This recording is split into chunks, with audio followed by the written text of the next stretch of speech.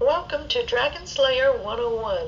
This is a course that is part of Baccarat Master's professional training courses. We're glad you could join us in learning more about the research and proven principles of Elorn Spake on the game of Baccarat. Whether you're a seasoned professional or just a beginner, this is the best course to start learning the mindset of an investor. This is a self-paced course and you can pause and start at any time. There are graphs and tools provided for you. This course was recorded with live students and is copyrighted by Elorn Spake. So let's get started. Here's Lawrence. What I want to start with is just to give you a very brief introduction of Dragon Slayer in terms of its origin.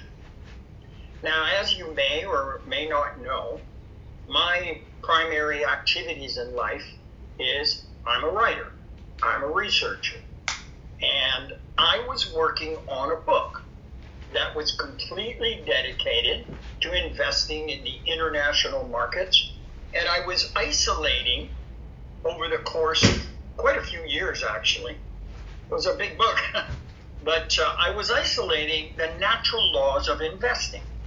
Once that book was nearing completion, I was testing the principles. I was testing in the live markets, stock markets, foreign exchange markets, and using that as a testing ground, as a laboratory, just takes a lot of time. You can make an investment and you just don't get an immediate result. So over the course of about 6 months, that's what I had, that's what I was using. And I came up with this idea of seeing if I could find something, anything, that could help me complete this final chapter of the book, which was demonstrating the principles in live investing action. That was how I came across Baccarat. But like you, I'm sure, and being a researcher, it didn't take me too long to begin to realize that so much, I went through 50 books, I searched every guru, everybody I could find on the subject of Baccarat. And I began to realize very, very quickly that 99% of what I was finding was the opinions of gamblers and people who had some experience and some were good, interesting tips. But as a researcher, completely dedicated to the principles, the natural principles of investing, I just was not satisfied. So I went to work saying, okay, I need to really get down to this game. I need to find the ins, the outs, what are the fundamental laws at work, and away I went. Now I got so far, but then I hit a real roadblock. And I had studied the mathematicians who had studied the game, all of the gamblers, their progressions, and I was not getting the answers that I needed. It occurred to me one day, wait a minute, the game of Baccarat exists in the physical world, meaning it's not, it's not the 8th dimension somewhere. So somehow this has to fall in line with the natural laws. And at that point in time, I said, well, if that's the case, then there has to be a form of energy involved. I came to understand very quickly from some of my earlier studies that money functions as a form of energy. And I thought, well, that's interesting. Now, I'm not going to get you into all of those deep principles, how, why money is a form of energy. These are the kind of things that we're not going to dig into real deeply here today. Just to let you know that the concept of money as energy led me to a conclusion. And that was the most amazing genius on the subject of energy was Nikola Tesla. So away I went tearing into Nikola Tesla's research. And it was his research that enabled me just to systematically begin to unlock the mysteries of this game. Without Tesla, no way that we would have Dragon Slayer, no way I would have been able to complete my work on this subject. What we're really talking about here is something where Wall Street meets Nikola Tesla meets Baccarat. There were a few. There was a fascinating character by the name of Bailey, an old-time gambler. He revealed something to me that turned out to be a truly profound principle, and I owe him a great debt as well to being able to truly conclude my work here. So now, with that brief introduction, I'd like to just let you know that I don't expect you to just grab this all at once. Today is your breeze through. A good thing that's very well known in high education is the number of times that you come back and revisit concepts, principles, the greater your confidence, comfort, and your practical skill becomes. So that's why we want to make sure that this is up for you. So anytime, day or night, you can come back and you can just refer back to this study at any time. The name, obviously, is, I'm being playful with it. I'm a writer. I went, wait a minute, Dragon Slayer. But there really is some wisdom behind that playfulness.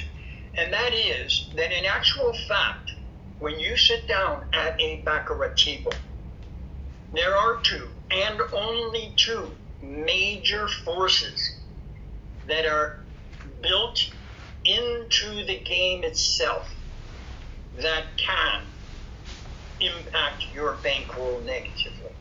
It isn't a mystery any longer. They're now, you know what they are. Gamblers have known what they are. Unfortunately, they could never really get down to the principles to fully understand it. And so they've wrestled with it for, what now? Baccarat's been around for 400 years. The casinos have been having fun. Gamblers have had a little bit more difficulty. We are going to dig in to what these two dragons are precisely as we go forward. The purpose of this training, we have some wonderful, successful, professional players now who've been through all of the principles with me. I spent over 6 weeks with them, a wonderful group, and they are off and doing great and winning and having lots of fun with what they've learned. But this, we couldn't hope to cover that kind of stuff in a course like this.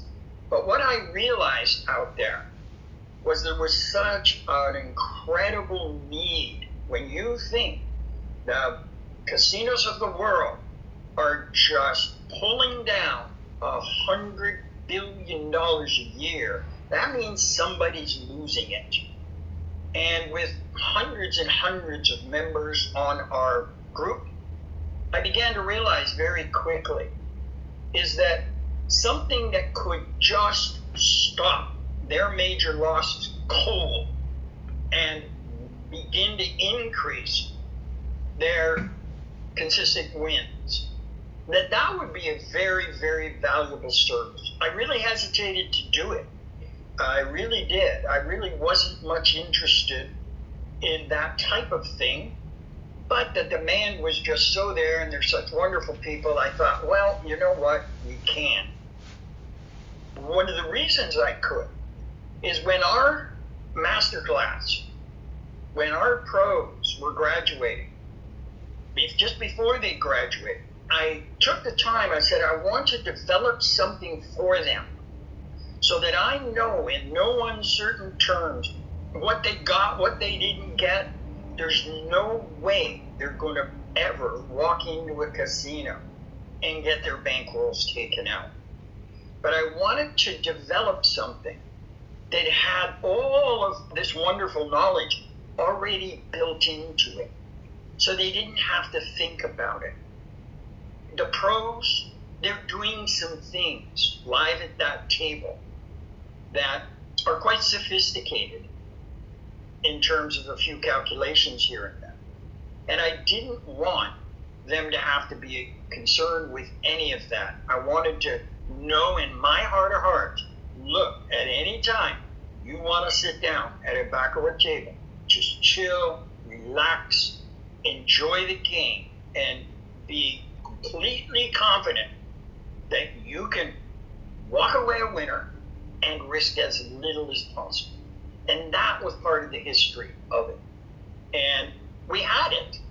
And I thought, well, it's not going to be that difficult for me to do a special presentation on Dragon Slayer, and then we'll be able to help any player that is just suffering a little too many losses and just not quite comfortable with winning yet.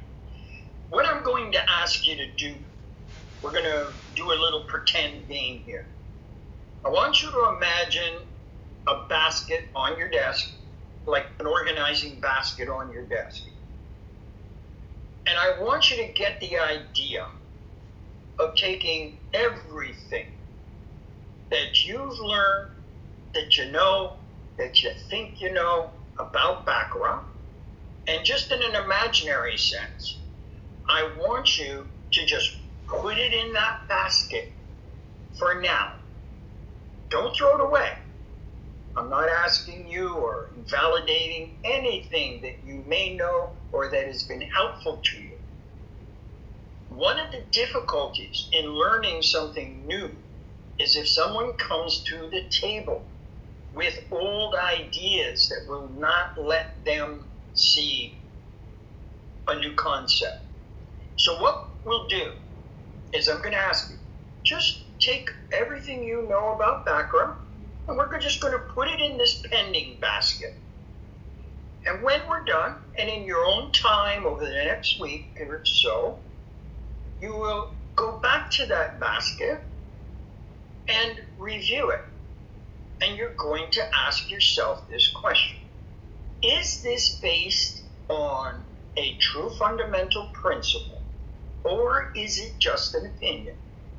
Those are two different things. There are books and online chitter-chatter that could waste our time for the next 20 years, that 1,000 opinions about what one should do, one shouldn't do at a baccarat table. Well, I don't do opinions. I'm a researcher. I do fundamental truths, fundamental principles that are reliable. They're like gravity. Jump out of a 4-story building and you're going to break a toe. It doesn't matter if you agree with it, you don't agree with it, we can debate it, but it is just a reality. It's a natural law. Well, those natural laws do exist in baccarat. Surprise, surprise, but they do.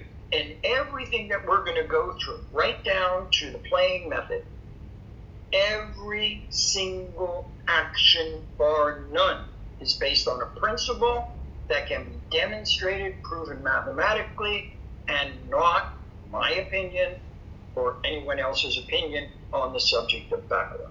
Also, too, and it may not apply to you, but I really am asking any student who's going to study Dragon Slayer with us here is hold off on your casino playing, give it a week, take the time to really get this, and then go back and have fun. Now, I've described to you that it's principle-based, and I don't think I need to spend any more time trying to convince you or anyone the value of coming at this game based on some real principles as opposed to opinions. I feel that that point has been well made here. And that's what makes this completely different. I have been through more books than I can count. I have searched the baccarat world over from here to China. I've read old guys who had theories 80 years ago. I don't know where some of this stuff came from. Unfortunately, while some was entertaining, and some was a little mildly helpful here and there, I wasn't ready to settle for it. I needed Tesla. I didn't know it then, but I now can look back at it and go, well, of course, that's what was missing. With that said, let's roll a bit here. Now, this first graph that you see, we're not going to spend a lot of time on it first. We're going to come back to it. Because what it is, in actual fact, is your admin sheet, your playing sheet. And when we come back to it, you will more fully understand it. And there's some great reminders there, and a way that you can sit down. You'll be able to get a copy of this in PDF, and it'll print on a regular 11.5 sheet of paper. And you just fold it over and you open it up, and you can use it at home, online, even in a casino. They don't mind. Or you'll find a creative way to make your own, but it'll all be here for you. Let's jump right in here, and I want to introduce you to dragon number 1. And you see the chart there. It's graphic B. And it says how Nikola Tesla's 369 resolves the mystery of Baccarat. Now again, I am not going to give you the full lecture on this. It's not necessary for you at this point with Dragon Slayer. But it is necessary for you to just grasp a couple of the principles here, because they're so built in to Dragon Slayer that I would be remiss without at least letting you know where they're coming from. What you see here is, of course, something that Tesla created, and if you've heard of it, I'm sure, Tesla's 369. But what you see in front of you here is something that has been adapted to Baccarat. Now, in its simplest sense, what Tesla says is that an infinity of energy can be created, and humanity could have endless energy if it were to build something that stayed in line with this mathematical statement. The way that mathematicians like Tesla communicate, they don't communicate like regular people. Everything they communicate is mathematics. They will see a phenomenon in the physical world, and they will make the statement of, hey, here's what's happening, and it's all math. Now, for Tesla, he loved the simplicity of this, because what he showed, if you go to the right top part of the infinity sign there, you'll see there's a 1, it comes down, there's a 2, there's a 4, and there's an 8. Well, what he said is that in any system, that is an increase of energy flowing into the system. And then the numbers go 8, 7, 5, 1, and that is the energy flowing out of the system. But what is fascinating about this is you will notice that at 3 different points it hits the equilibrium line. Now, he called that the 0 point energy.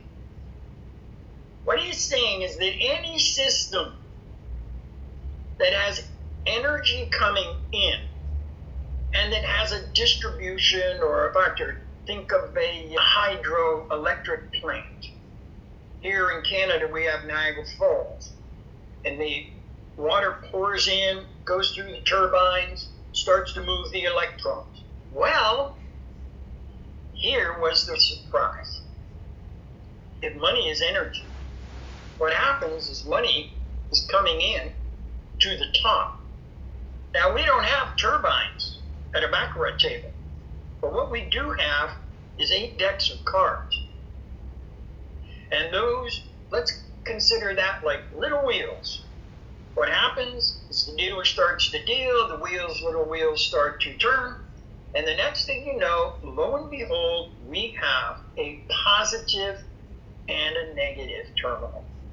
If you were on Banker and Banker came up, congratulations, you have an increase in energy coming in your direction.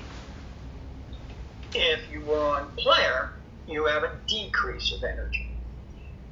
One of the other things that is very significant about this graph that you'll see is that you'll notice that at the top, right under the green Player Banker, there is a minus 25, That should be a plus. Sorry, that was an error that I made on this graph. So think of that as plus 25. Now, on the right bottom, you will see negative 25. Now, for eons, players have been searching for the great mysterious pattern. What is the great mysterious pattern in baccarat? And while some have spent lifetimes searching for it and others swear it never existed, lo and behold, with Tesla, I was able to discover that pattern. And here is what you can do in your own time. It'll be a part of your homework this week. And if you want, you can just write this down now. That is, I want you to go and I want you to look at 50 games of baccarat. Conclusions. You can do it online, on a simulator. When that shoe ends, what you're going to find is a bias. You're going to find a player or a banker bias. You're going to see that in these 80 hands or 82 hands, whatever the shoe ended at, you had so many bankers, so many players, and there was, in some cases, they're absolutely equal, 37-37, or you're going to have a slight bias of 7 more bankers, 7 less players, 18 more, whatever. Well, that, I should share one other thing with you. That plus and minus 25 is an arbitrary, meaning I set that number, not Tesla, but it was based on looking at 1,000 shoes of baccarat. And in that 1,000 shoes, I never saw a bias of any more than about 26. So 25 was a very, very, very fair, even though arbitrary, number to set. So what are we concluding here? What we're concluding is there is a pattern in baccarat. And any pattern that we can identify, we can capitalize on. Sorry, but we just fooled everybody, is that they've always suspected finding a betting pattern. Well, I'm going to bet banker, banker, player, player. I'm going to bet banker, banker, player.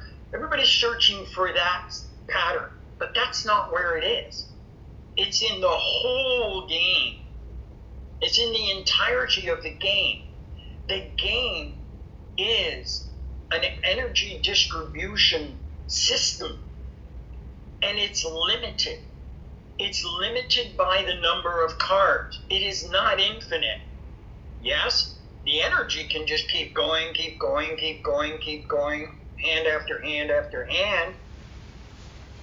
But over the course of a shoe, you're never going to find any more than a plus 25 or a minus 25.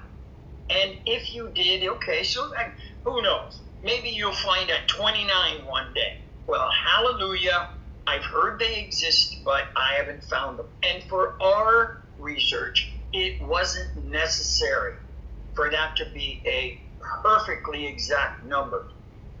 Plus 25 and minus 25. When you look at that, that is like an energy drift. Let's take a scenario of a plus 17 bias on any side, banker or player. What you can see by the chart in front of you, that means it's going to be a plus 17 above our equilibrium point. And on the other side, if that was against you, it's a negative. It's below our equilibrium point. And that is all the information that we need to know. That we're dealing with the flow of energy. And this is how it moves. And mathematically, we can track it in relationship to its equilibrium point. What's your equilibrium point in the case of baccarat? You just bet $1, you won it. You bet $1, you lost it. You're right back to equilibrium point. You just bet $1 and you lost it. You bet $1 and you lost it. You bet $1 and you lost it. You bet $1 and you lost it. Well, what we're getting is what I call negative drift. Now the math is drifting negative against your equilibrium point.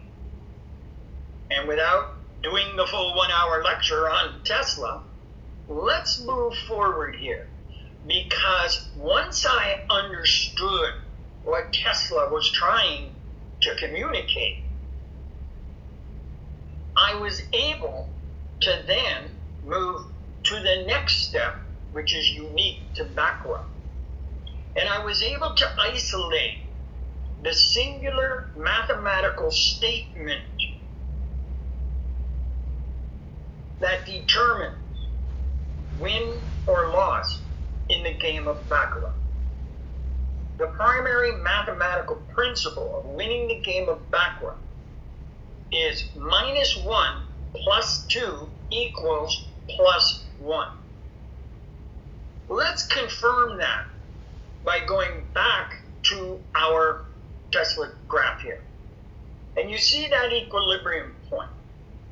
If you won a hand,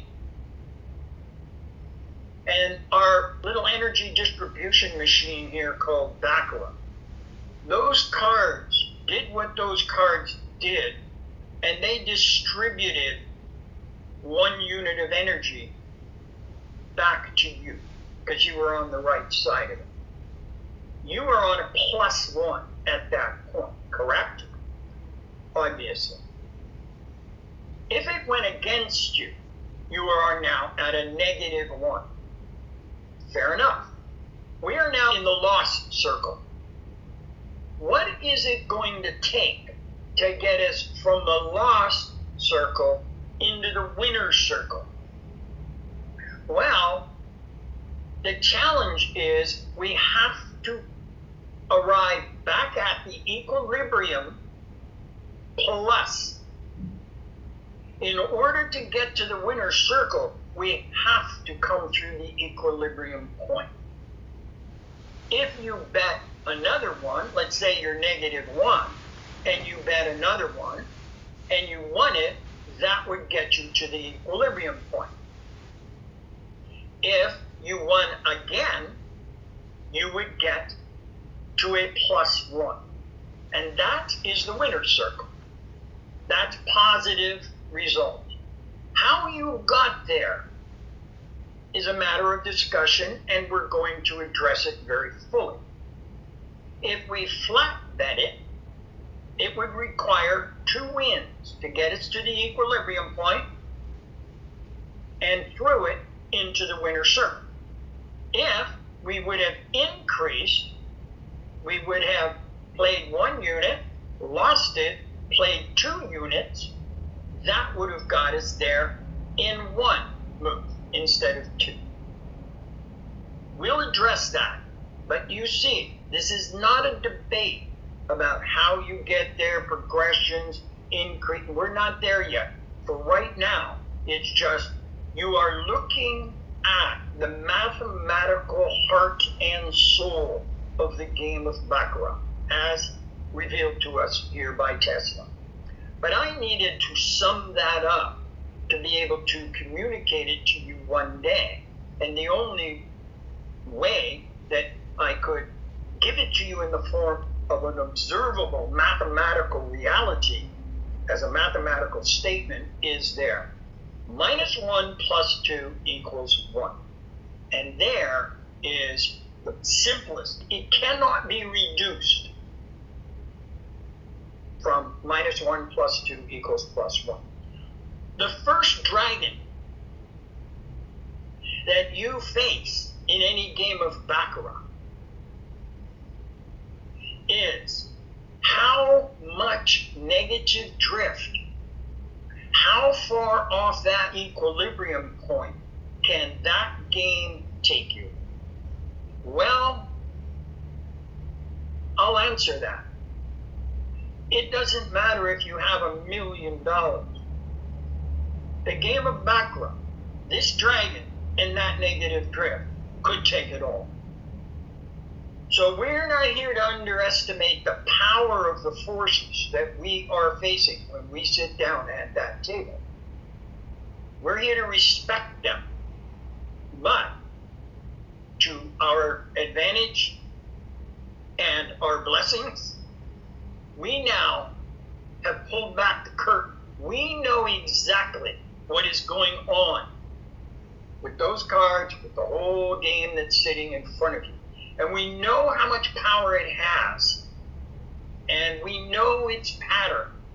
And as a result, we can capitalize on that. So negative drift, that's the number of losses that you can withstand in a game of baccarat.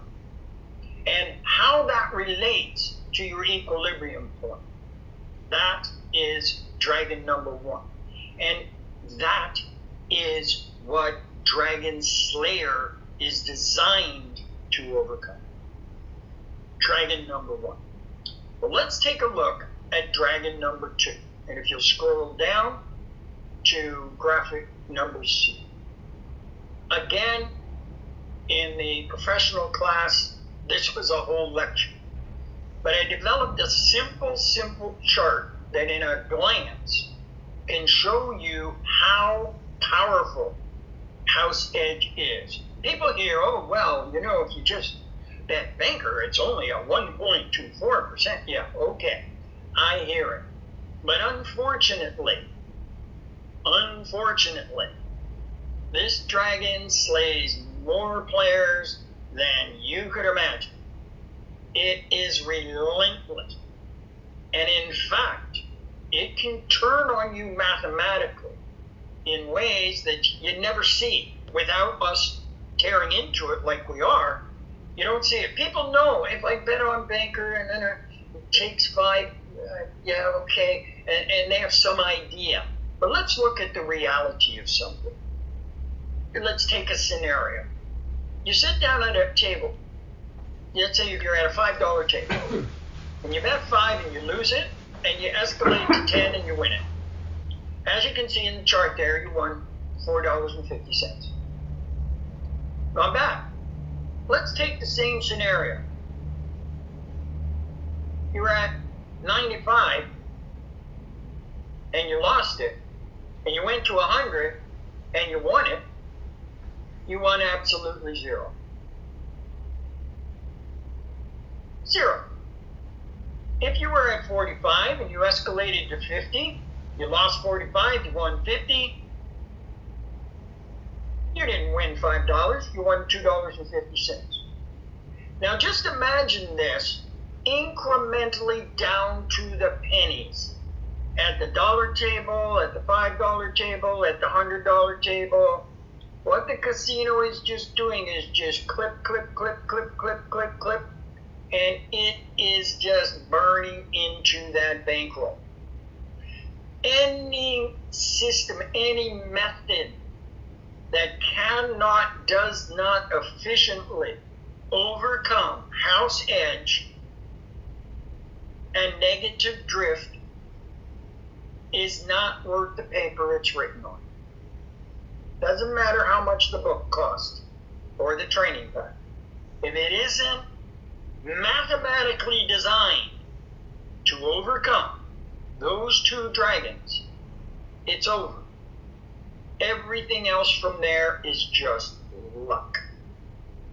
So, now we've had a good look what house edge is and how it is a monster force that you are up against the moment you sit down at a baccarat table. Now, with that said, you've heard it all, I am sure, because they've written, oh, God knows, how many articles, books, and it still goes on today. The great hunt for the perfect bet selection. And how this bet selection is better than that bet selection, and on and on it goes. Then you have the players who insist that you can win with bet selection alone. Bet selection alone and flat betting. Okay, very, very good. But I'm going to share something with you here that it's just a mind blower. It's the only way I can describe it. And that is, it does not matter what your bet selection is in the game of baccarat. It always adds up to 0 for you. A big fat 0. Now, let's take a look at this graph that I built for you here, and let's prove it mathematically. Remember, we don't do opinions here. I use the example here of a betting pattern of 4. But I have the same for betting patterns of 3, for 2. It doesn't matter. You could do 5, you could do 4, you could do 3, you could do 2. You could just play banker, banker, banker, player. You could play banker, banker, player, player, banker, player, banker, whatever you want to do. And it's all going to add up as 0. It is a fool's game from inception. Mathematically, how can we prove that? Well, what you have on your chart, and I use the example of banker, banker, player, player. On your chart is every possibility that those cards that could produce in any series of 4 events. Meaning, watch any shoe of baccarat, and you could find a banker, banker, banker, player. Over a series of 4 events, you'll find a player, banker, banker, player. And the reason is these are the only 16 that exist. There are no others, no other possibilities. Now, I'm going to breeze through our banker, banker pattern for you, and I want you to look at the column where it's green and brown and it says results. If I was playing banker, banker, player, player, and player, player, player, player, first row number 1 came out, I would be at exactly a 0 result because I won 2, lost 2. Coming down from there, if those results came, I would be at a -2. Coming down from there, if those came, if row 3 came, I'd be at a -4. Next one, I'd be at a -2. Then I'd be at a 0. Then I would be at a +2. Then I would be at a -2. Then I'd be at a 0. In short, add all of those up, and it's a -8. Now, I'm still playing banker, banker, player, player. And now we go to row 9. Those results come, I end up with a 0. Next one, I end up with a +2. Next one, +4. Next one, +2. Next one, 0. Next one, -2. +2, 0. And lo and behold, we end up with a +8. So in the first set, we had -8. In the second, we had +8. Equals 0. What happens is, let's go over to the final column here where you see 1 and 9, 2 and 10, 3 and 11. You see 1 cancels out 9. 2 cancels out 10. Row 3 cancels out 11. 4 cancels out 12. 5 cancels 13. 6 cancels 14. 7 cancels 15. 8 cancels 16. 0, 0, 0, 0, 0, 0. You are looking at how casinos manage to bring in $100+ billion a year. Because 98% of the players sitting at that table are playing some mode of bet selection. And sometimes they end up with a +2, and sometimes they end up with another +2, and they go, wow, this is working. But somehow, the next day, or the next day, it doesn't work. And then it works, and then it doesn't work. And the truth is in the broad scheme of the game of Baccarat, it all adds up to 0. It does not matter what bet selection you chose. Pick any 2, pick any 3, pick any 4, and over the long term, it will bring you to a 0. Might not get you today, that's luck. But it will get you tomorrow. That's not luck. That is a lack of understanding of the fundamental principle of the game. And one of the principles is bet selection is a zero-sum game. What's happening, and believe me, the casinos know it, that $100 billion is from people walking into the casino and beating themselves. The game's not beating them. Well, it is. And the casino's not beating them, but it is. It's the principle itself. It's the mathematics. They're on a fool's errand. That's the bad news. The good news, once I was able to prove this, because we had to solve it, I can tell you that was an entertaining period of research. But lo and behold, we did solve it. If that selection will not, cannot ever add up to anything but 0, how can we capitalize on that? If you come right down and said the bet selection breakthrough is what I developed, and it's called situational awareness. And I'll define that very simply for you. If you know and you are comfortable with the simple reality of what you see in front of you, and you know that whatever bet selection you want to choose, you want to play same as last, you want to play opposite of last, you want to play banker, banker, player, you want to play player, player, banker, you want to play player, player, banker, banker, fine. You know it all adds up to 0. You're done chasing that rabbit. But what you do know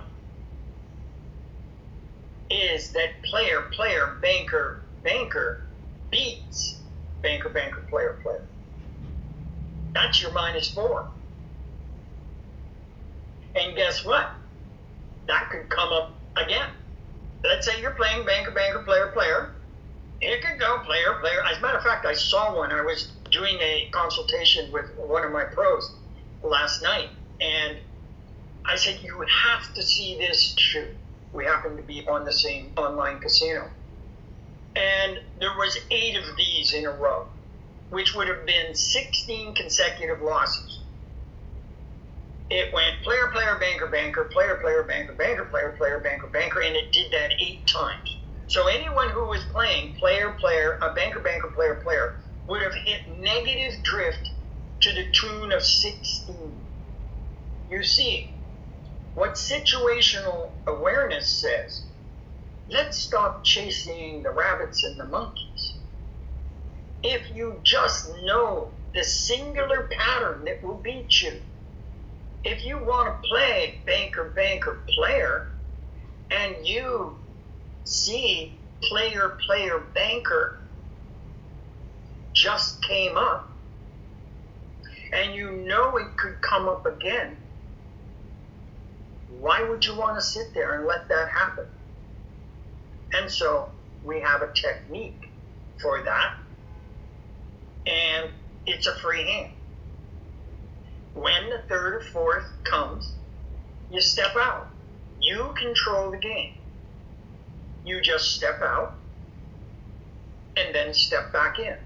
And so what you're doing is, rather than trying and continuing to believe that there's some magic bet selection that's better than the other and it's going to make you profit, you have a completely different point of view and a different focus at the table. All you're doing is being perfectly aware of just what can beat you. That's all. You don't care. You don't care. If you get a -2, you know you can get a +2. You don't care if you get a 0, because you know that another 0 will come and another +2 will come and a -2. But when you hit a -4, woo, now that's something to be very, very alert to. And you know exactly what can beat you. And so you are conscious and aware. And you have a defensive mechanism. So that's why you'll notice on the little graph it says, think defense.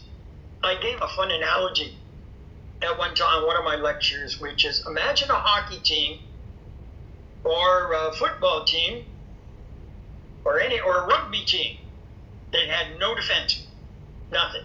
They didn't have a goalie, didn't have defense of any kind. They were just offense. Exactly. They would lose. So the concept is to overcome this reality of bet selection, we have developed situational awareness. If you scroll down, you see Dragon Slayer in action.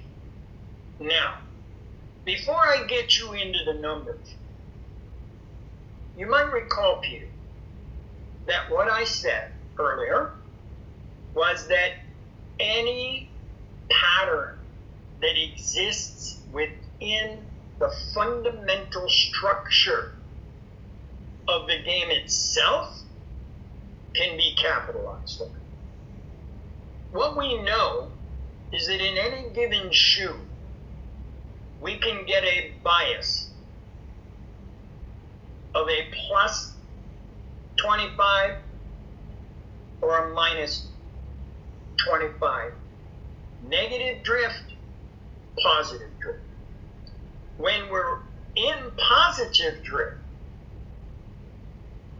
when you put that chip on banker and it wins, all right, that's nothing. We're not here to be concerned about that. We just say thank you very much, keep them coming.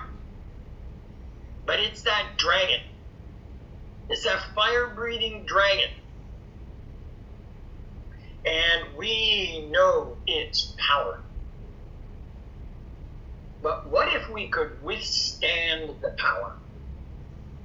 What if we knew just exactly how much power it had? Well, you now do know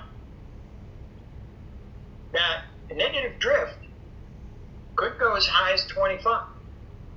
Could it? With situational awareness and different tools that you have, well, okay, you can tame it. But Dragon Slayer wasn't designed for you to tame it. Dragon Slayer was designed for you to sit down at the table with a whole different point of view than any player I had ever met. And the point of view is this. Okay, baccarat. Okay, dealer. Okay, dragon. Throw your best shot at it. Because here's how I'm playing. I'm playing that the last one standing wins. What that means is that I am fully prepared to take anything this game can throw at me. And you can bet when that positive drift comes, I'm going to be snatching up those wins like a kid at a birthday party. But when the negative drift comes, I'm going to be doing something mathematically that is constantly keeping me within shot of that equilibrium point. Because I know the difference between the winner's circle and the loser's circle. And I know equilibrium plus 1 plus 2 is in the winner's circle. So throw your best shot at it, because here's what I've done. I've set a limit of 100. If you look at C3, that is capital. And we're using 1% of that capital. And so we're at a $1 table as an example on this. We are going to escalate. Why would we escalate? What I want you to do is I want you to scroll down to the next little graphic, and it's a little teeter-totter, and it says the purpose of escalation is to counterbalance the forces of house edge and negative drift and keep you in line. Keep your equilibrium point within reach. Because we know that one win into positive drift equals profit. Now, you'll notice our teeter-totter. As the negative drift kicks in, we are counterbalancing it with escalation. So we lose 1, we escalate to 2. We lose 2, we may choose to flat bet a while, because win 2, you're back to equilibrium point, win the next 2, and you're plus 2. And so on and so on. But more important than any particular progression of 1, 2, 2, whatever they are, understanding the principle is more important to you. Let me give you an example at this juncture of an example of how not understanding this principle and getting caught up in some opinion about flat betting and all of that stuff can really, really send your bankroll in directions you don't want it to go. Let's take an example. You've been playing. We're going to take the flat better now. The flat better's been back and forth. He's getting negative drift. He's winning some back and forth. And he ends up in the last 5 or 6 hands of a shoot. So he's up there around 75, 76, whatever. But he's down 14. Well, there's only 6 hands left. So if he flat bets and wins 100% of 6, it would still be -8. He never got back to equilibrium. And the road back is really long. And if he can't get back to equilibrium, he can never get into that winner's circle. Now let's take someone who understands this concept and says, wait a minute, there's only a few hands left. And what they do is they bet 5, then 6, then 7. They were down 14. They bet 5, that brought them to 9. They bet 6, it brought them to 3. They bet 7, and it put them in +4. 6 wins in a row couldn't get one halfway to the equilibrium point. 3 bets in a row not only brought them through the equilibrium point, it put them +4 into the winnership. So we now understand that the purpose of escalation is to counterbalance the forces of house edge negative drift and to get us back to that equilibrium point, plus at least one unit into positive drift, because that's where the profit is. And on our graph there, we see we're adding mathematical weight as a negative drift moves us away. By escalating, we are keeping ourselves within shot of that. We're going to go right back to Dragon Slayer in action itself, and that was graph E, which is going to back up. You might remember that at the beginning I described this concept of me coming from a Wall Street point of view in terms of the natural laws of investing, and how big banks, big hedge funds are able to achieve remarkable results at times by using some very, very, very valuable, simple principles. Well, those principles are built in to Dragon Slayer for you. So is the Tesla factors, as I just described, in relationship to equilibrium point, and 0 point energy, that sort of stuff, as well as the other author I mentioned, Mr. Bailey, who gave us some foundational groundwork here and helped us understand, escalation and why it worked. So, with that said, the first thing that we are out to do here is to manage risk. That comes from the following principle: that any investor's first and most important job is the preservation of capital. That meets the logic test. What it says is if you don't have any capital, you can't invest.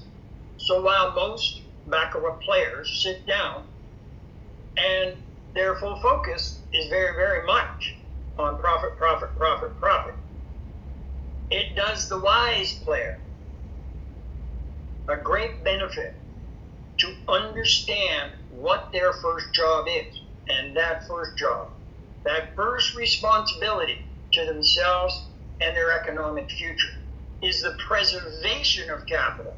And then comes the profit that they can make with the capital that they have.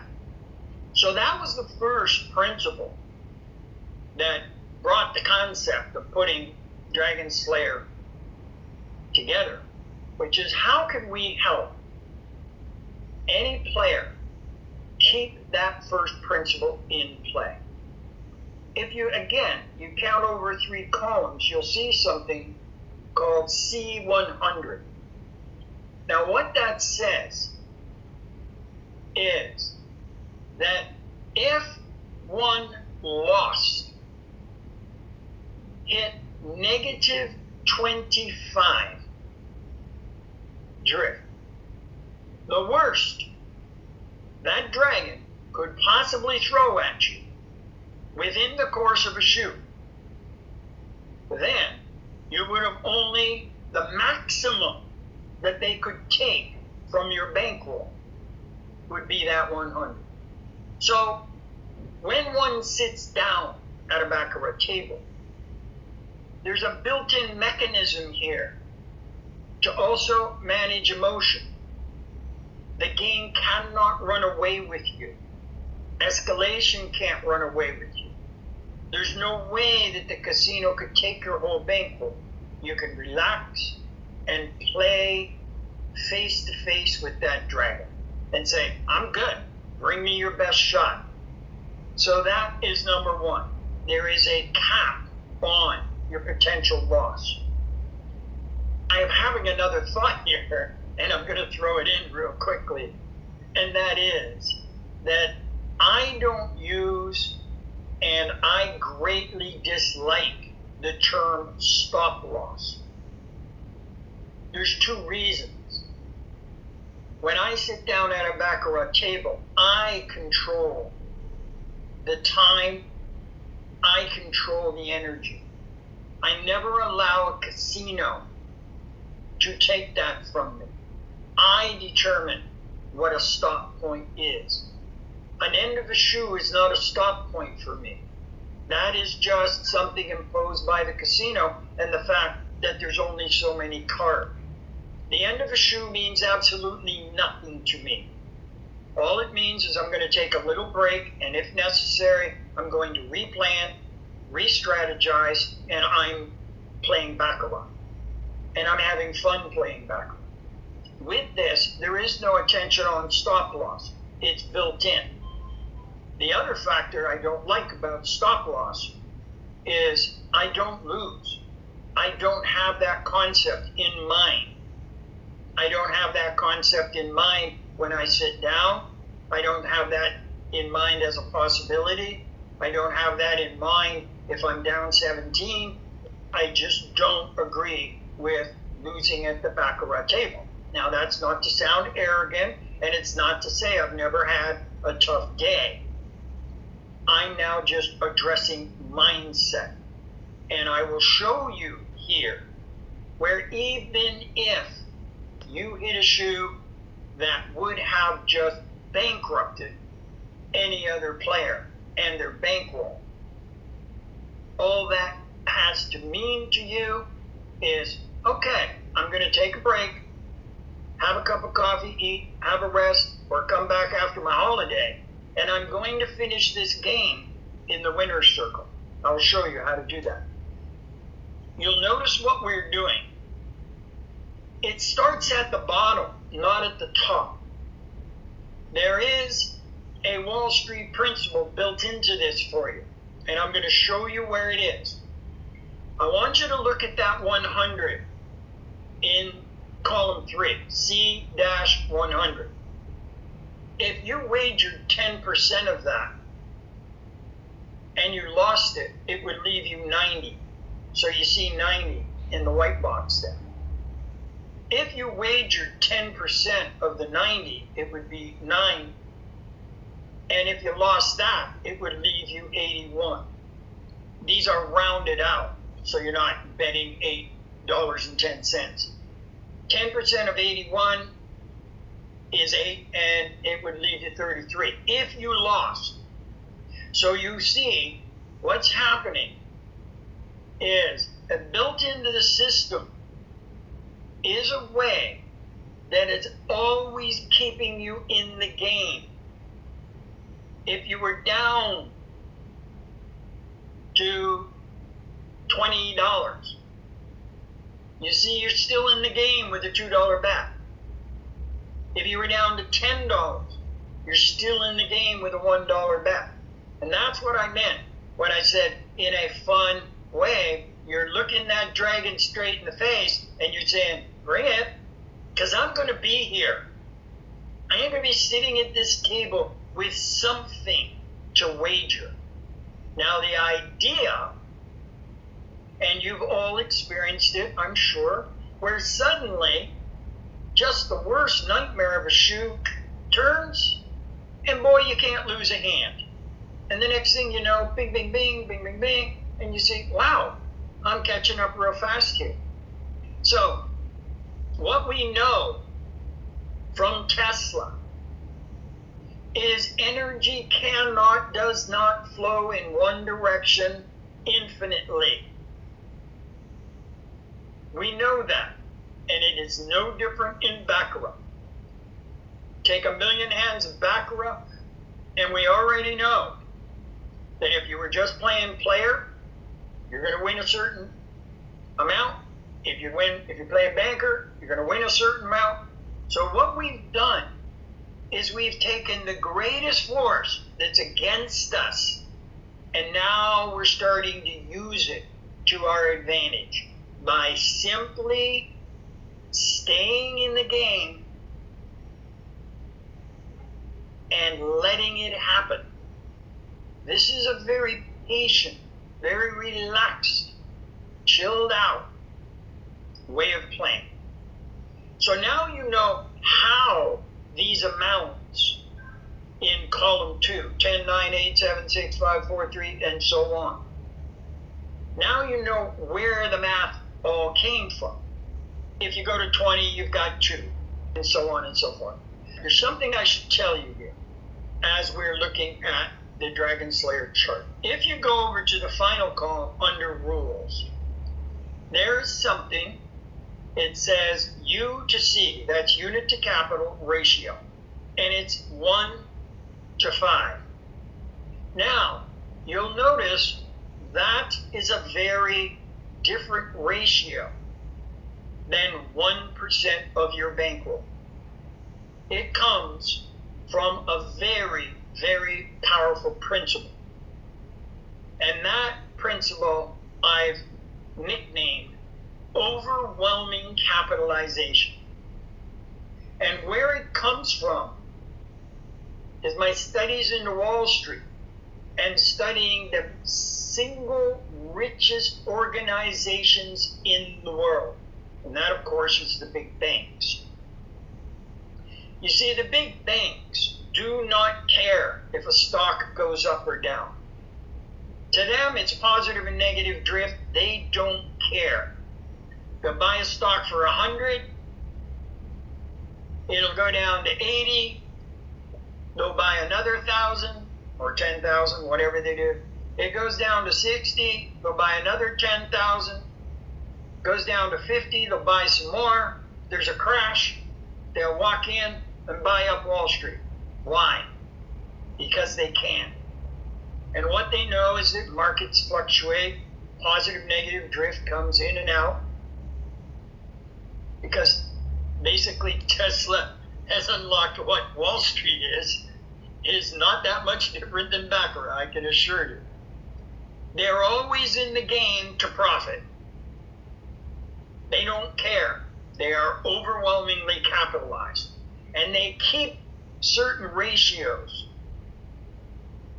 And the ideal ratio for baccarat is that you have a session bankroll and that your unit size is 1% of that, which is only 20% of your gross capital. That's the 1 in 5.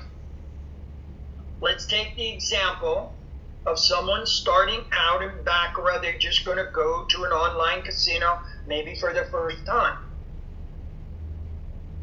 Too often, and what makes the casinos rich, is they say, well, I'm going to just use a percentage of my capital.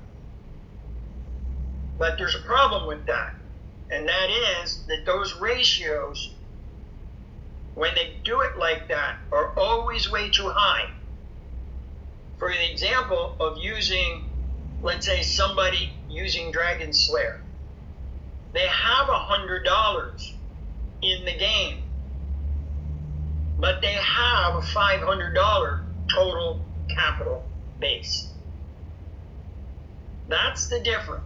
It's the combining of those two ratios, not just the one. And the reason for that gets very fascinating. Let's say a hand actually did take out all 100 here. One has that 4 times over.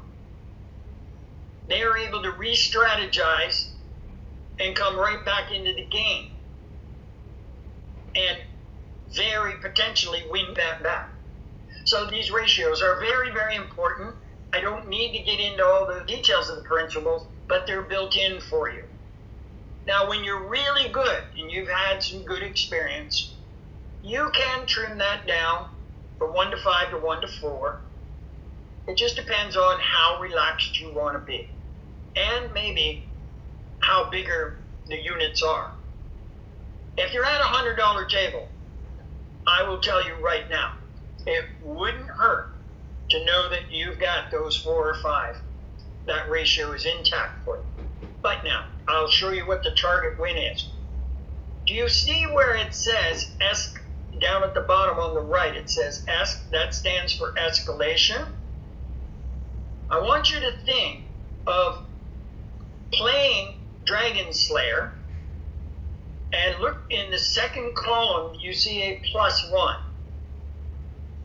That means you're just using $1 units. But if you go over 1, 2, 3, 4, 5, if you go to column 5, you'll see it's +2. What that is, it's identical mathematically, except instead of 1 unit, you start with 2. Instead of escalating to 2, you go to 4. It's been scaled for you. Now you might ask, Lawrence, why would you have Dragon Slayer +1 +2? Or even a +3?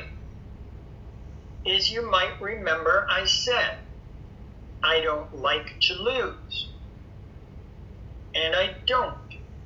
And the reason is A, always overcapitalized, well capitalized. So if that dragon was to really give me a hard time in that shoe or whenever or however, I know that I can just take a break, get myself together, analyze what's happened, and re-strategize. And I could come back with a +2. I could get a little bit more aggressive there.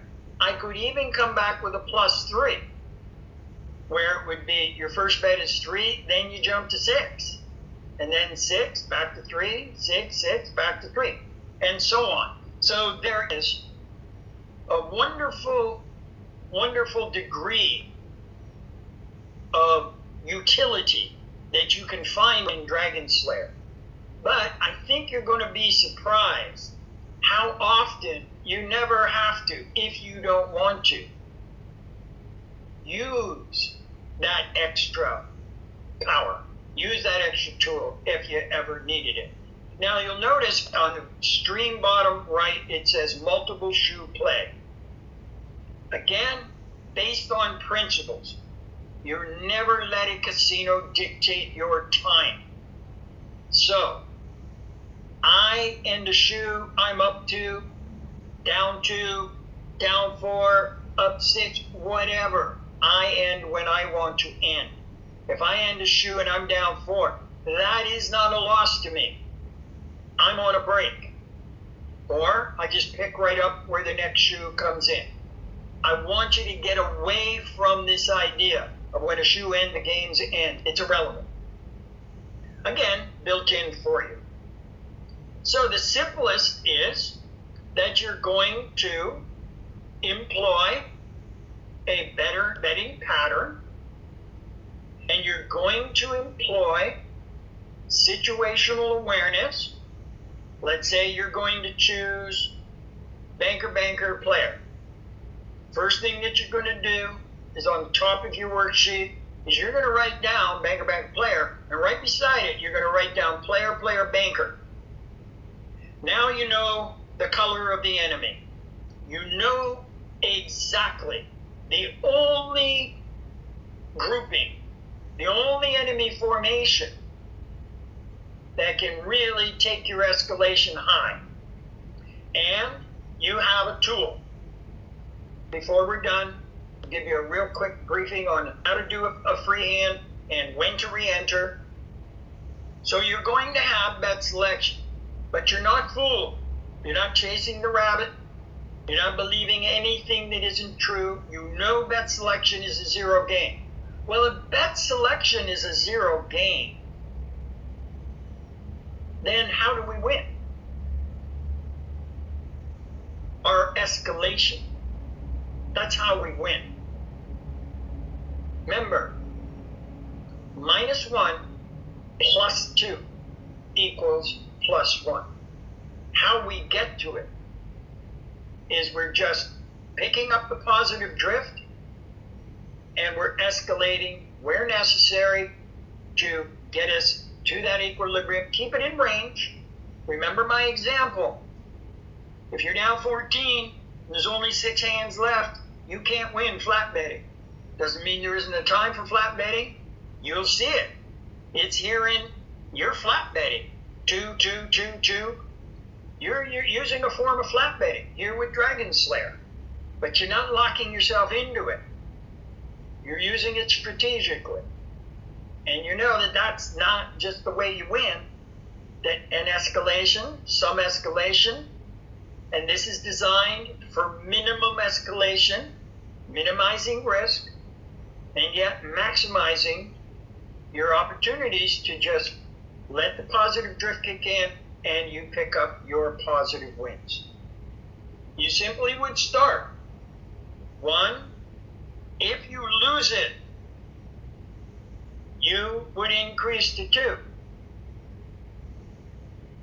If you won it, you already have experienced 100% profit on your money. Now I'm going to get you into the exact win points. Again, very much a credit to Bailey. But there's a very unique point here. And that is in column 3, right under the C100. You'll notice that some of those little boxes are in a darker green.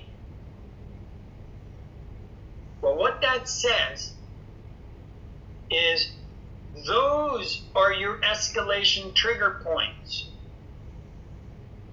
There is no need to escalate to higher units as long as negative drift has not taken you to that point.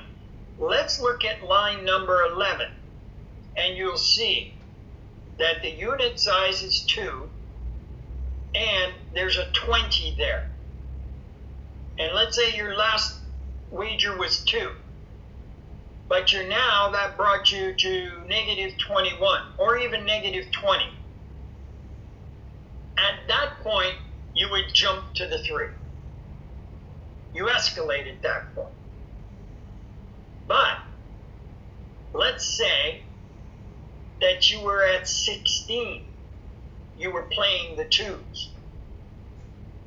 You do not escalate. You'll sit there for a week and you'll just flat bet 2, 2, 2, 2. Now, again, you say, but Lawrence, I'm trying to win.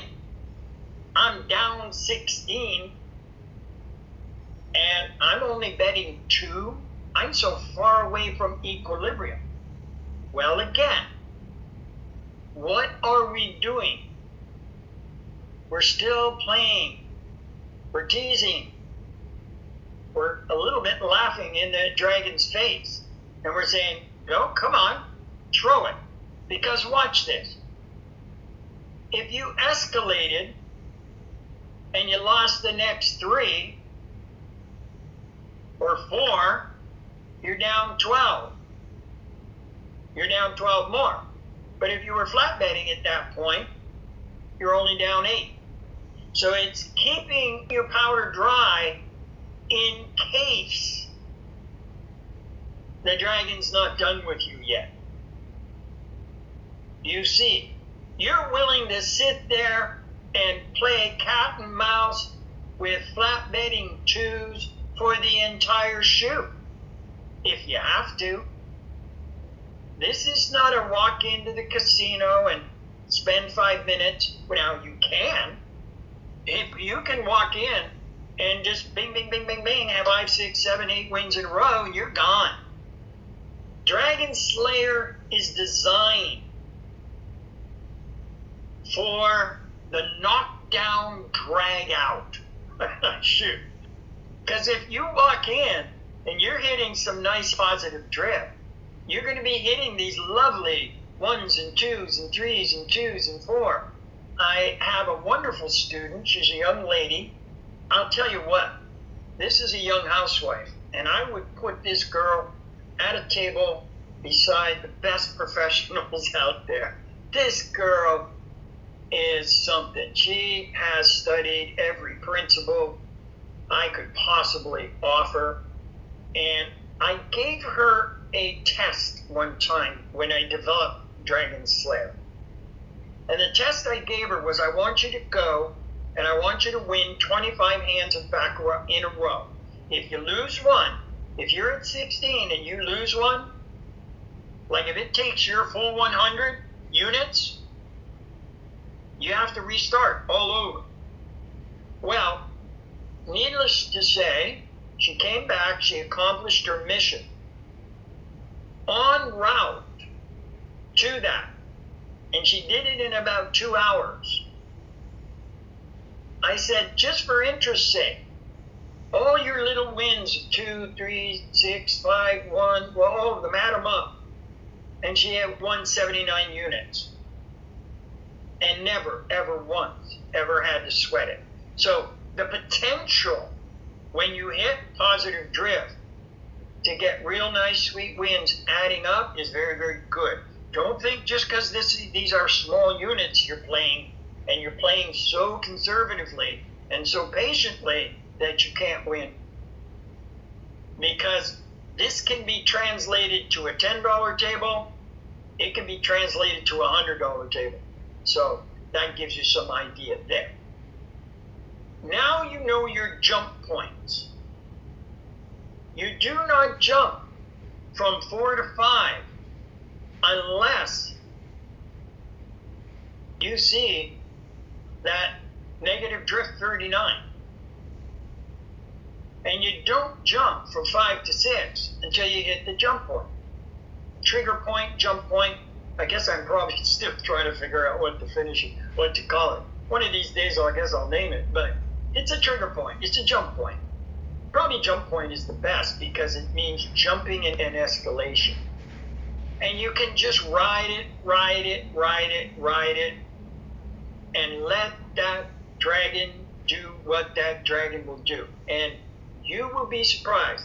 So far, I keep hitting reports from my advanced students. That thing was unbelievable. I was like down 26 points, and I was like going, 2?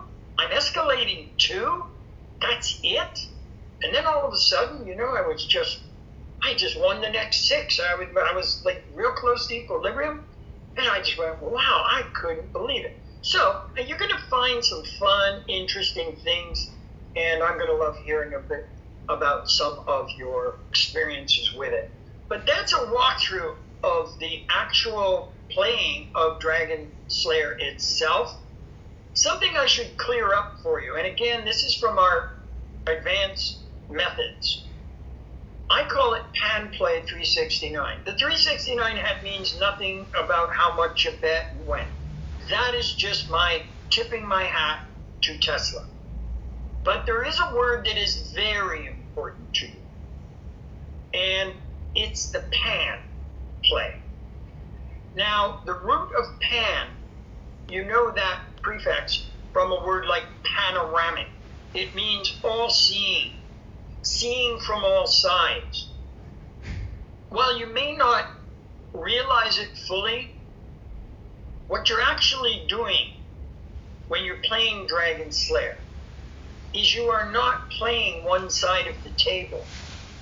It's as if you had the knowledge, and of course that has been built in for you, to walk around and see the game of baccarat from the other side of the table. What exactly is the casino doing? What exactly does the casino know that maybe I don't know? What exactly is the dealer doing? What is the real significance of those cards? Is there a big mystery here? Or what are the cards doing? Well, the cards are just randomizing in such a way within this energy system. So they're distributing positive and negative energy. That's it. That's all they're doing. Now you know what they're doing. There's no significance whether the last one was a natural 8 or this or that. It's a machine. You're playing a machine, as Tesla proved. But the thing is, you now understand the machine.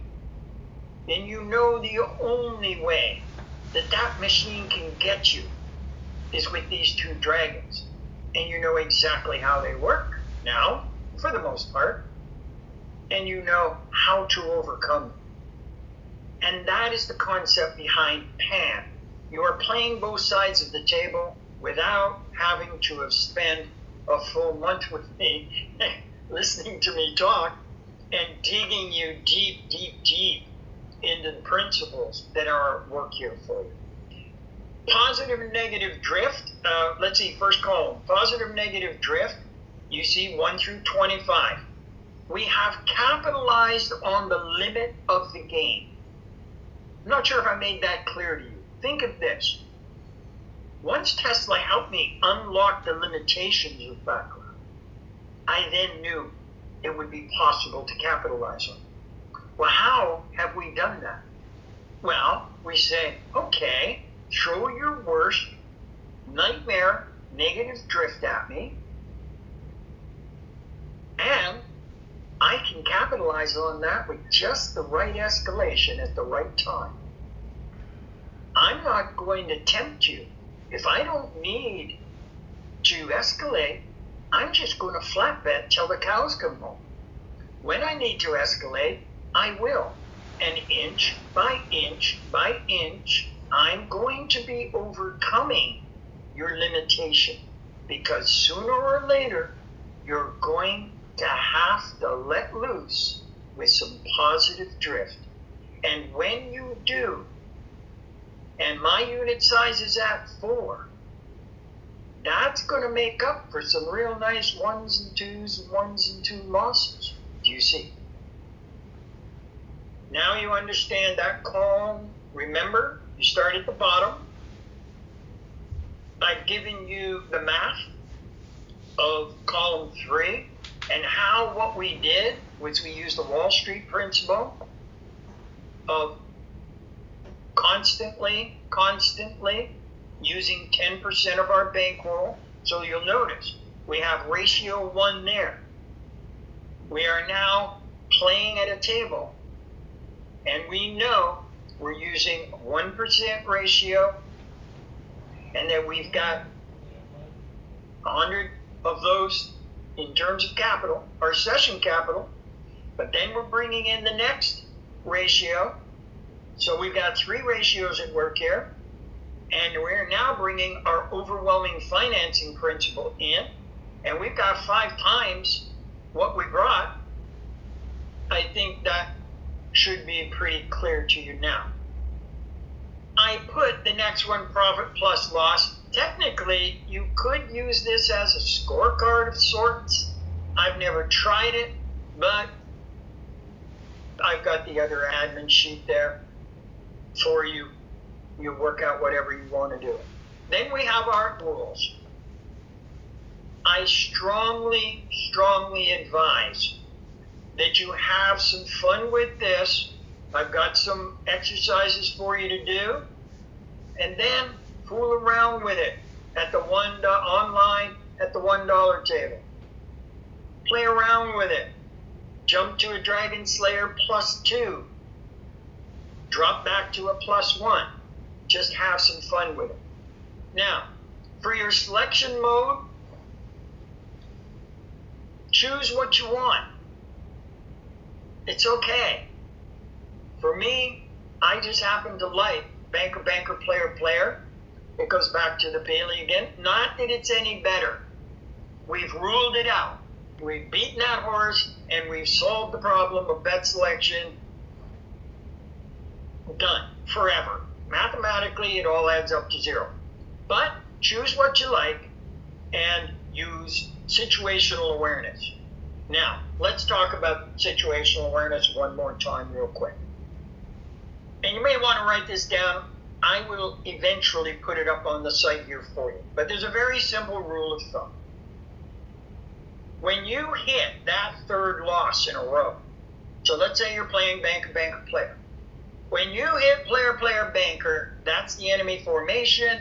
You've got it written down. It is the only formation you need to worry about. Because all the rest, you're going to win 1, lose 2, win 1, choose 2, win. Any other sequence is going to keep you fairly close to equilibrium. We're not trying to win with bet selection. We're just trying to stay as close to equilibrium as we can, not letting negative drift run away with us. If you win half of them, if you were playing banker, player, banker, player, banker, player, and it kept going back and forth, and you're getting it 0, and you just keep hitting equilibrium point, hey, that's beautiful. Because the first hand over that you win, you're in profit. You're in the winner's circle. So, pick your bet selection. What you're only focus on is on that enemy formation. Now, when it kicks in, I've got 2 very simple little rules here. One is flag goes up in the air. That's loss number 3 in a row. Fair enough. No worries. Now I have a choice. You can do what I call a test bet. And that is, the flag is up. You're now on full alert. And you go, let's see. Let's just see. Is this going to give me another player, banker? Or is the enemy formation going to break? And remember, you're playing banker, banker, player. Just came up player, banker, or player, banker. So if it comes up player, banker again, you would have lost 6. So what you're saying on that 4th is, let's see what this dragon's made of. So you go with it. Go with your banker. If that comes up a player, hello, dragon. Because that could go on 6 times in a row and take you down 14, negative drift 14. So, at that point, you step out. Break time. Free hand time, really. Free hand. But what you're going to do is just follow your pattern. Just play it virtually. Okay, I would have played player. What happens? You're playing free hand now. Another banker comes up. No, you would have played another banker. Another player comes up. You go, I would have dodged that bullet. Well, now I would have switched to player. Now a banker comes up. You see? That enemy formation is holding strong. And you just keep doing that until you win one. Finally, you go, well, I would have played player there. Oh, there's a win. Bang, you're back in the game. And it can happen. You can come right back in the game and you'll lose the next 3 and you do that mode again. But that's the concept of situational awareness, and that will keep you from ever getting taken out. Those 6, 7, 8, 9, 10, where you're just upside down. Now, if for some reason you've done it once, you've done it twice, and it keeps coming at you, my advice, now you actually do take a break. Go have a coffee. It's okay, because there'll be 1,000 baccarat hands coming in front of you. Even if you don't get back in on that shoe, who cares? There's 1,000 hands in front of you, and they're all going to do exactly what Tesla says they're going to do. You're going to get positive and negative drift. Whether you're hitting it here or hitting it there, it doesn't matter. Always feel perfectly justified and within professional play to just go, okay, I'm out for a coffee. I probably don't need to tell anybody here that. Let's now really jump. Let's go down to the 5 endgame win points. Remember our formula, -1 + 2 = 1. And its relationship to our equilibrium point. So as you can see on graph G, on the red line we see our negative drift coming in. The moment that your first bet after equilibrium point hits, you are a winner. You have just done what every baccarat player in the world wants when they walk out of that casino. They do not want to walk out a loser. They want to walk out a winner. Now, how much? That's not the point in this discussion. The point is you're a winner. It's good for your confidence. It's good for your mindset. It's good for all kinds of reasons. Because anyone, let's say here, that first one above is called a small win. Let's say you were playing $5 units and you just made a bet. It put you over the equilibrium line and you're at 3. You're plus 3. Here's the question I want you to ask yourself. Do you think that the player who just walked out of the casino with $1,000 less than he walked in with, do you think he or she would have been happy with a 3-unit win? Or a $3 win? Or if you're playing $100 table, $30 or $10, $3, whatever. You think they'd be happy with a small win? You bet they would. They'd trade for your seat in a heartbeat. And unfortunately, amateur players do not appreciate what they've accomplished when they hit that small win. Let's say you're at that 3. Mathematically, you are still in line with the game to push for that next win.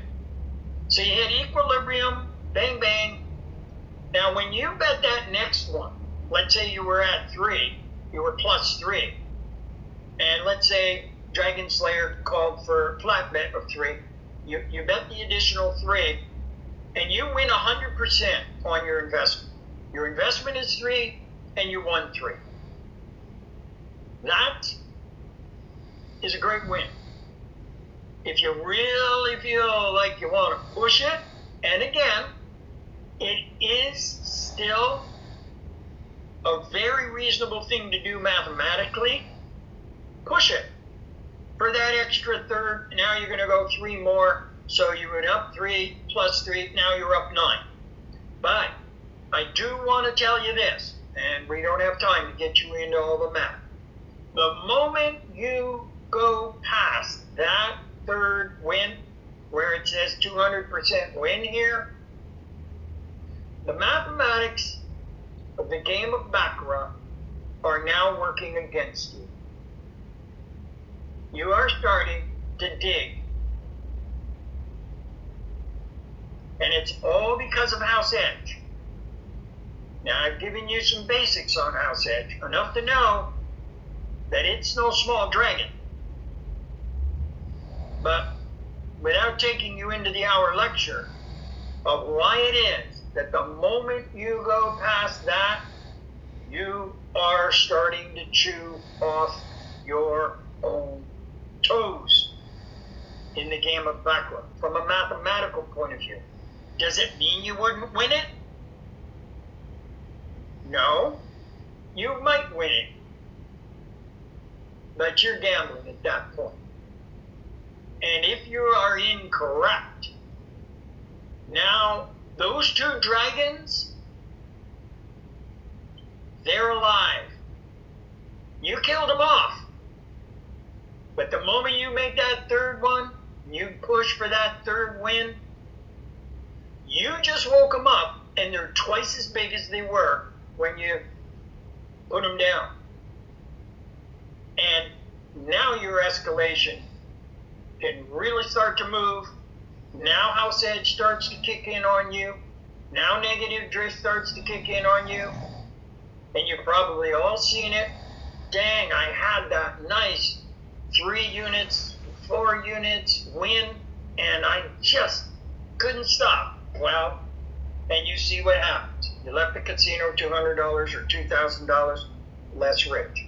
So, I cannot express enough, especially for new players, how important it is to congratulate yourself every time you win and arrive in that winner's circle. And what do? You want to keep playing? you start right back at 1. That's it. These are called end game wins. You end that game. It's done. It's history. It's in the books, and you are a winner. Now, if you want to keep playing, that's a different story. Enjoy yourself. Keep playing. Now, we've got 2 wins that do not mean a financial profit. We've got the equilibrium point, and we've got a small loss. Well, let's talk about equilibrium point. Why is that a win? Well, let's say you've been working at a shoe. It's down into hand 73. It's going back and forth, and you just can't get this puppy over the equilibrium point. This dragon has teeth. You hit that equilibrium point, guess what?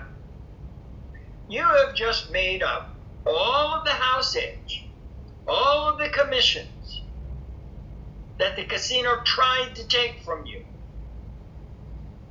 You've enjoyed a hour play, and you're not a nickel out of a penny.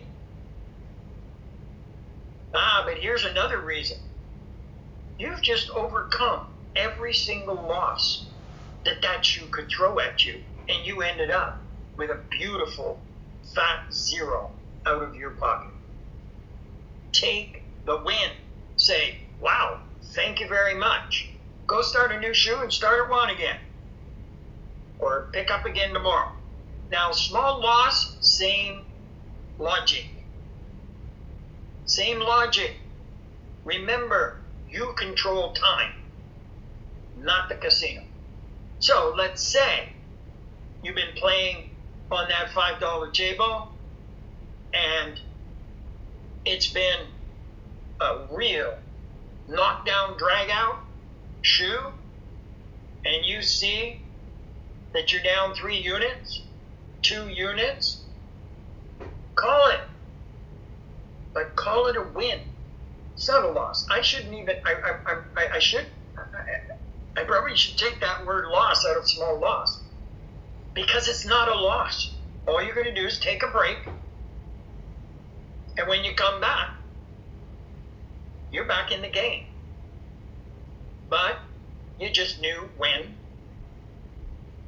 to say, enough, I'm good. I'm not far off. I haven't got beat up too bad by house edge. I'm good. I'm coming back tomorrow. I'll make back those 3 units in a heartbeat. So there you go. Now, this brings us to one of the most valuable principles, and I really wasn't going to get into these principles, but this one I couldn't resist, even for Dragon Slayer, and that is to increase your profits in the game of Baccarat. Increase your capital. Do not increase your risk level. You see, the temptation right here is you get in that winner's circle and you think, well, 3 units. I set a target, which is, by the way, one of the biggest mistakes amateurs ever make. I'm just going to stay in the shoe until I've made my target of 10, of 3 units. No, you take what the shoe gives you and you move on. And if it gives you a small win, 100% win, and that's not 10, that's just suicide is what that is. So don't go to a game of Baccarat try to tell the shoe what it's going to give you. No. You just play that shoe, and the first chance you get to snatch those profits, put them in your pocket, that's what you're after. Now, let's say somebody wanted to make $100 and they've got a bit of money. You know, they got $500. The amateur's inclination is to push deep into the shoe, to go after big wins. by pressing. The intelligent investor stays within all of these professional parameters. Their ratios are in order. They know when they hit the win circle. They're happy. They go off. They do it again. And then what they do is they come back next time with more capital. And then more capital. And then more capital.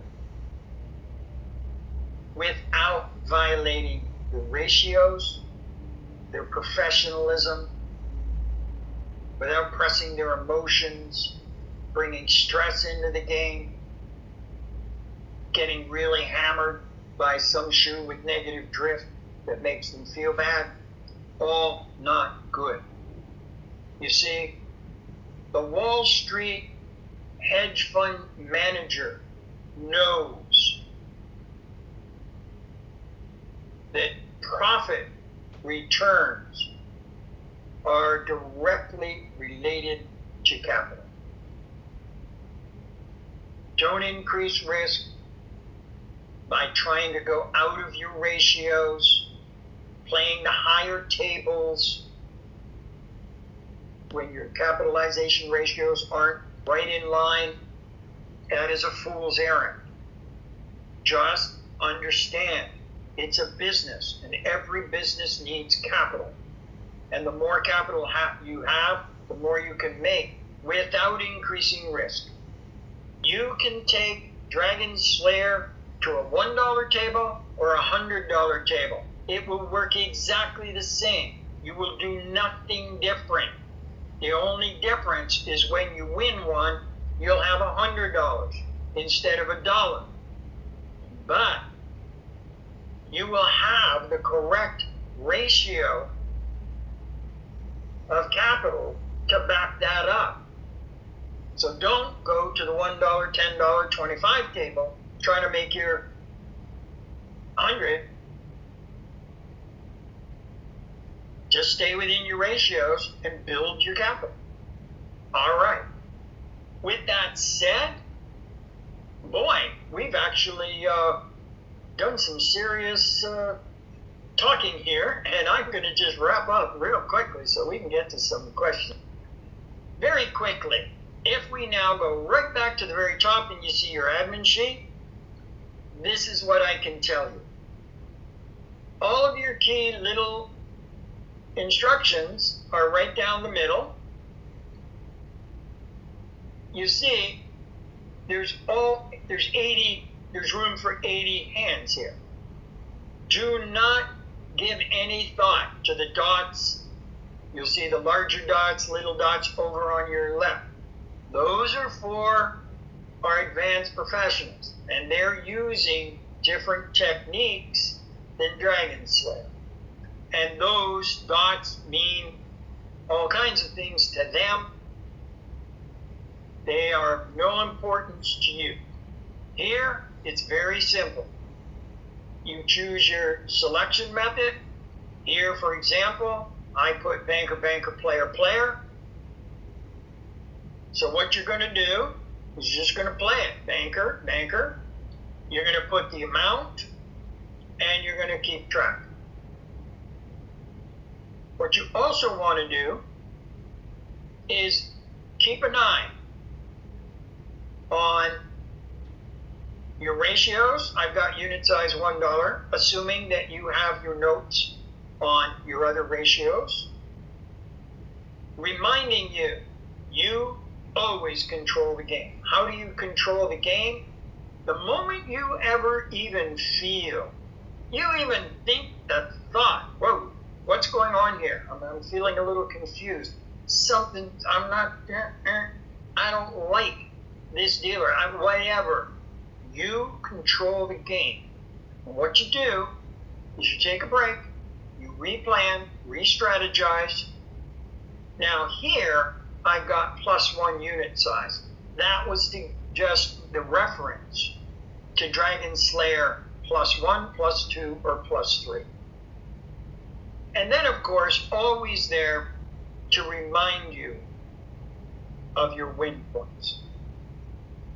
And it's that simple. Again, this will be provided for you in a PDF so you can print it. I'm just looking through here, looking through my notes, anything that I may have missed for you, and I don't believe I have. So with that said, let's have some fun. Thank you, Lawrence. You've just heard a course on Dragon Slayer 101, a part of Backroom Master's educational programs. Your practice time is next. This is very important for your success. Do not practice on a live money tables yet. Be sure to download your admin sheet and use it. This is part of training or retraining your mind for Backroom Master's calculations. You can review this course at any time. Go over all the diagrams and make sure you understand them. Once your practice and mindset is on the right track, we can suggest you take Backroom Master's professional course. This course is for serious baccarat investors that want to prosper and succeed. So sign up today. We wish you prosperity and success in your future baccarat investing.